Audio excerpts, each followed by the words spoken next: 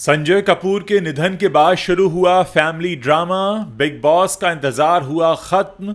Colours ने share किया show का प्रोमो। बताएंगे आपको डायरेक्टर करण सिंह चौहान पर किस एक्ट्रेस ने कर दिया धोखाधड़ी का मुकदमा। तेजस्वी संग ब्रेकअप की खबरों पर क्या बोल गए करण कुंद्रा। खबरों में आगे है कैसे उर्वशी रौतेला से भी पिछड़ गईं सभी इंडियन एक्ट्रेसेस। उदयपुर फाइल्स की रिलीज पर सुप्रीम कोर्ट ने सुनाया फैसला और कपिल के शो पर चहल ने दिखाई एंगेजमेंट रिंग तो अर्चना पूरन सिंह ने कर दिया वायरल। नमस्कार दोस्तों, आप देखना शुरू कर चुके हैं टॉप 10 बॉलीवुड हेडलाइंस। तो चलिए इन खबरों को अब आपके सामने विस्तार से रखते हैं। सोनू सूद अपनी दरियादिली और सामाजिक कार्यों के लिए लगातार सुर्खियों में बने रहते हैं। एक बार फिर सोनू सूद ने अपनी इंसानियत का परिचय देते हुए दिवंगत तेलुगु एक्टर फिश वेंकट के परिवार की मदद की है। 53 साल के फिश वेंकट का हाल ही में 18 जुलाई को हैदराबाद शहर में किडनी की बीमारी से निधन हो गया था। वो लंबे समय से डायलिसिस पर थे और उनके परिवार को उनकी किडनी ट्रांसप्लांट के लिए 50 लाख रुपए की जरूरत थी। दुर्भाग्य से इलाज के लिए जरूरी राशि जुटाने से पहले ही वेंकट ने दम तोड़ दिया। जैसे ही सोनू सूद को इस दुखद समाचार की जानकारी मिली, उन्होंने तुरंत उनके परिवार को सहायता के रूप में 1.5 लाख रुपए की आर्थिक मदद दी। सोनू सूद ने वेंकट की पत्नी और परिवार के अन्य सदस्यों से बात करके उन्हें आश्वासन दिया कि वो आगे भी उनके साथ खड़े रहेंगे। सोनू सूद की टीम के मुताबिक शुरुआत में उन्हें लगा कि वेंकट अभी भी अस्पताल में भर्ती हैं और इलाज चल रहा है, लेकिन जब उन्हें निधन की खबर मिली तो उन्हें गहरा सदमा पहुंचा। बॉलीवुड एक्ट्रेस करिश्मा कपूर के पूर्व पति और व्यवसायी संजय कपूर के निधन के बाद सोना कॉमस्टार कंपनी, जो कि उनकी कंपनी थी, उस पर कब्जे को लेकर पारिवारिक ड्रामा शुरू हो चुका है। संजय कपूर की मां रानी कपूर ने शुक्रवार को कंपनी की वार्षिक आम बैठक से कुछ घंटे पहले कुछ आरोप लगाए।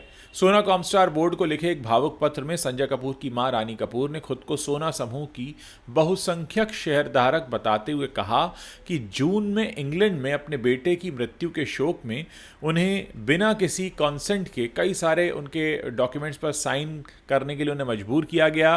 उन्होंने बोर्ड द्वारा उनकी बहू प्रिया सचदेव को सबसे बड़े शेयरधारक के रूप में नियुक्त करने के फैसले पर सवाल उठाया और कहा कि परिवार की ओर से बोलने का उनका दावा जो है वो मेरे द्वारा दबाव में तैयार किए गए दस्तावेजों पर आधारित है। रानी कपूर ने मांग की कि होने वाली वार्षिक आम बैठक को 2 हफ्तों के लिए स्थगित कर दिया जाए।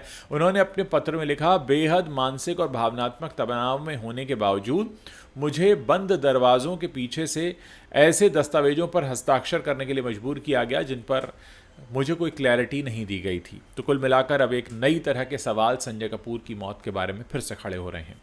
सलमान खान का विवादित रियलिटी शो बिग बॉस 19 एक बार फिर दर्शकों का मनोरंजन करने के लिए पूरी तरह से तैयार है।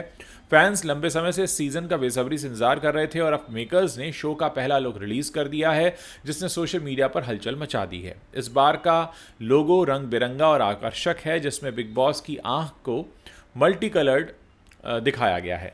माना जा रहा है कि यह लोगो इस सीजन की थीम से जुड़ा हुआ है। मेकर्स ने वीडियो के साथ कैप्शन दिया है कि न चलेगी कोई चाल या नीति, क्योंकि इस बार बिग बॉस में रची जाएगी अनोखी राजनीति। जी हाँ, इससे साफ है कि इस बार गेम में राजनीति और रणनीति का अनोखा मेल देखने को मिलेगा। मीडिया रिपोर्ट्स के अनुसार बिग बॉस 19 इस बार कई बड़े बदलावों के साथ आ रहा है। फॉर्मेट को पूरी तरह से रीडिज़ाइन किया गया है।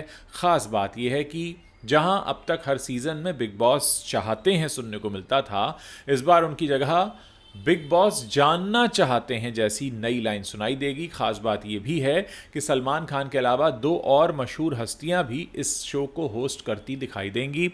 रिपोर्ट्स के मुताबिक करण जौहर, फराह खान और अनिल कपूर इसके को होस्ट के तौर पर दिखने वाले हैं। टीवी एक्ट्रेस रुचि गुज्जर ने फिल्म निर्माता करण सिंह चौहान के खिलाफ मुंबई के ओशिवरा पुलिस स्टेशन में धोखाधड़ी, विश्वासघात और धमकी देने की शिकायत दर्ज कराई है। ये विवाद एक टीवी सीरियल के को प्रोड्यूसर बनने के नाम पर 24 लाख रुपए की रकम को लेकर हुआ है। दरअसल रुचि गुज्जर ने पुलिस को दी गई अपनी शिकायत में बताया कि जुलाई 2023 से जनवरी 2024 के बीच उन्होंने अपनी company SR events and entertainment के जरिए करण की कंपनी और कुछ अन्य बैंक खातों में कई किश्तों में 24 लाख रुपए ट्रांसफर किए थे। रुचि का दावा है कि करण ने खुद को सोनी टीवी पर आने वाले हिंदी सीरियल का निर्माता बताया था और उन्हें सह निर्माता के तौर पर जोड़ने का ऑफर दिया था। रुचि गुज्जर ने बताया कि करण ने उन्हें प्रोजेक्ट से जुड़े कुछ दस्तावेज और कुछ ऐसी बातें व्हाट्सएप पर भेजी जिस पर भरोसा करके उन्होंने पैसा ट्रांसफ़र कर दिया, लेकिन पैसे देने के बाद प्रोजेक्ट पर कोई काम शुरू नहीं हुआ। जब रुचि ने करण से कई बार संपर्क किया तो वो सिर्फ बहाने बनाता रहा। बाद में करण ने बताया कि उसने पैसे एक फिल्म सो लॉन्ग वैली में लगा दिए हैं और जब फिल्म बिकेगी तो वो पैसा लौटा देगा।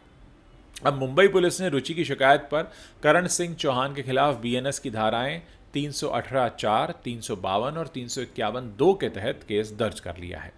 सुप्रीम कोर्ट ने शुक्रवार को दर्जी कन्हैया लाल की हत्या पर आधारित हिंदी फिल्म उदयपुर फाइल से संबंधित याचिका के गुण दोष की जांच करने से इनकार कर दिया। शीर्ष अदालत ने दिल्ली हाईकोर्ट को निर्देश दिया कि वह 28 जुलाई को दुनिया भर के सिनेमाघरों में इस फिल्म को रिलीज करने की केंद्र की मंजूरी को चुनौती देने वाली याचिकाओं पर सुनवाई करे। जस्टिस सूर्यकांत और जस्टिस जॉय माल्या बागची की पीठ ने यह भी स्पष्ट किया कि उसने फिल्म पर की जो रिलीज़ है कोई रोक नहीं लगाई है और सुप्रीम कोर्ट के इस निर्देश के बाद उदयपुर फाइल्स के निर्देशक भरत श्रीनेत ने घोषणा की कि फिल्म 8 अगस्त 2025 को सिनेमाघरों में रिलीज़ हो जाएगी। टीवी इंडस्ट्री के कपल करण कुंद्रा और तेजस्वी प्रकाश को तो आप जानते ही होंगे। इस कपल को एक साथ सारे फैंस बहुत पसंद करते हैं। करण और तेजस्वी ने बिग बॉस 15 में बतौर कॉन्टेस्टेंट हिस्सा लिया था और यहीं से दोनों के रोमांस की जर्नी शुरू हुई थी। दोनों को एक साथ अक्सर स्पॉट किया जाता था, कभी आउटिंग तो कभी रेस्टोरेंट में एक साथ देखा जाता था। इस कपल को सबसे रोमांटिक कपल्स में से एक माना जाने लगा है, जिसके बाद से फैंस को उनकी शादी का बेसब्री से इंतजार है। हालांकि कुछ दिनों से इस कपल के ब्रेकअप की खबरें चल रही हैं। इस पर अब करण कुंद्रा ने प्रतिक्रिया दी है और सभी अफवाहों को झूठा ठहरा दिया है। इसी के साथ ट्रोलर्स को भी मुंह तोड़ जवाब मिला है। करण ने कहा है कि अब ट्रोलर्स मुझे परेशान नहीं करते, ये पेड ट्रोलिंग है जो मुझे परेशान करती है। मेरा मतलब है कि जब आप किसी को नीचा दिखाने के लिए पैसा खर्च करते हैं तो मैं वहां पर एक लाइन खींच देता हूं। कलर्स टीवी पर शो जो आता है लाफ्टर शेफ्स 2, ये खत्म होते ही नए शो पति पत्नी और पंगा की शुरुआत हो जाएगी। 2 अगस्त से कलर्स टीवी पर यह शो प्रसारित होगा और शो का प्रोमो हाल ही में दिखने लगा है, जारी हो गया है, जिसमें रुबीना दिलैक, अभिनव शुक्ला, स्वरा भास्कर, फहाद अहमद, दबीना बनर्जी, गुरमीत चौधरी, गीता फोगाट, पवन कुमार, हिना खान, रॉकी जायसवाल, अविका गौर, मिलन चंदवानी और सुदेश लहरी अपनी पत्नी के साथ दिखाई दे रहे हैं। पति पत्नियों पंगा के मंच पर सभी कपल्स अपने सीक्रेट्स उजागर कर रहे हैं, जिसे सुनकर दर्शक भी दांतों तले उंगलियां दबा लेंगे। इसी के प्रोमो में स्वरा भास्कर के पति फहाद अहमद ने स्वरा भास्कर के राज को उजागर करते हुए कहा कि इन्हें ढोल सुनना बेहद पसंद है। अपनी ही शादी के मौके पर उन्होंने सरकारी दफ्तर में ढोल बजवा दिया था, जिसके बाद वहां मौजूद सरकारी अधिकारी का तबादला हो गया था। मोहित सूरी के निर्देशन में बनी फिल्म सयारा पिछले हफ्ते यानी 18 जुलाई को दुनिया भर में रिलीज हुई थी और तब से लेकर अब तक ये फिल्म बॉक्स ऑफिस पर लगातार रिकॉर्ड तोड़ रही है। लेकिन अब सयारा के OTT फैंस के लिए एक बुरी खबर है। मतलब अगर आप सयारा को OTT पर देखने का इंतजार कर रहे हैं तो आपके लिए बुरी खबर है। दरअसल जो फिल्में थिएटर रिलीज के 4 से 8 हफ्ते बाद OTT पर आ जाती थी उसमें अब देरी हो रही है, लेकिन अब निर्माता इसके लिए एक नया ट्रेंड फॉलो करने की बात कर रहे हैं। सयारा फिल्म अब 3 महीने बाद OTT पर रिलीज होगी, क्योंकि मेकर्स जो हैं वो फिल्म से बनी हाइप को अच्छे से पेश करना चाहते हैं। रिपोर्ट्स बताती हैं कि फिल्म निर्माता रिलीज़ की तारीख को दिवाली के आसपास आगे बढ़ाने की बातचीत कर रहे हैं। इस हिसाब से सयारा अब 3 महीने बाद OTT प्लेटफॉर्म यानी नेटफ्लिक्स पर दस्तक देगी। मात्र 40 करोड़ रुपए के बजट में बनी फिल्म ने इंडिया में बॉक्स ऑफिस पर 170 करोड़ का कलेक्शन किया है, ऐसी खबरें बता रही हैं। वहीं वर्ल्ड वाइड भी फिल्म की कमाई ज़बरदस्त है।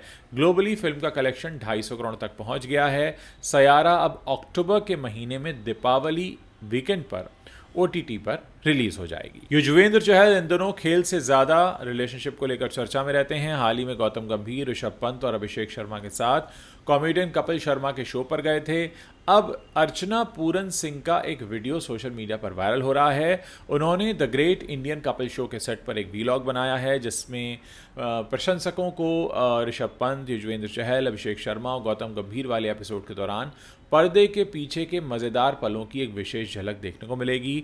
चुलबुली नोकझोंक से लेकर दिल छू लेने वाले पलों तक इस वीलॉग में पूरी मस्ती को दिखाया गया है। अर्चना इन मेहमानों के साथ हल्की फुल्की बातचीत करती हैं। वो ऋषभ पंत से बात करती हैं और ऋषभ ने मजाक मजाक में चहल की उंगली में एक अंगूठी को दिखाया है। इस पर अर्चना ने चहल से पूछा, क्या अब आपकी सगाई उससे हो गई है? इस पर ऋषभ ने जवाब देते हुए कहा, इसकी तो हो चुकी है पहले। हालांकि यह साफ हो गया कि पंत ने चहल की पिछली सगाई का जिक्र किया था। चहल ने फिर पंत को जवाब देते हुए कहा, वो सगाई अब खत्म हो गई। दरअसल पंत और धनश्री वर्मा का तलाक पहले ही हो चुका है। बात करेंगे उर्वशी रौतेला की। उर्वशी रौतेला ने वो कारनामा कर दिखाया है जो बड़ी बड़ी हीरोइनों के बूते की बात नहीं होती। उर्वशी रौतेला ने हाल ही में सऊदी अरब के जद्दा में एक डांस परफॉर्मेंस दी और इसके लिए इतनी मोटी रकम ली जितनी कई एक्ट्रेसेस को फिल्मों के लिए भी फीस नहीं मिलती है। उर्वशी को सऊदी अरब के जद्दा में उनके डांस मूव्स के लिए 7 करोड़ का भुगतान किया गया था, जो कि 34 लाख सऊदी रियाल के बराबर होते हैं।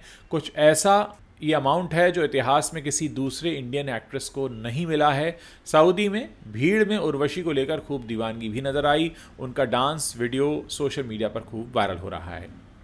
दोस्तों, ये 10 बड़ी खबरें हैं जो बॉलीवुड से आती हैं और इंटरनेट पर छाई हुई हैं। अगर आपको वीडियो पसंद आ रहा है तो इसे अपने दोस्तों के साथ शेयर करना मत भूलिएगा। साथ ही हम इंतज़ार कर रहे हैं आपके कमेंट्स पढ़ने का।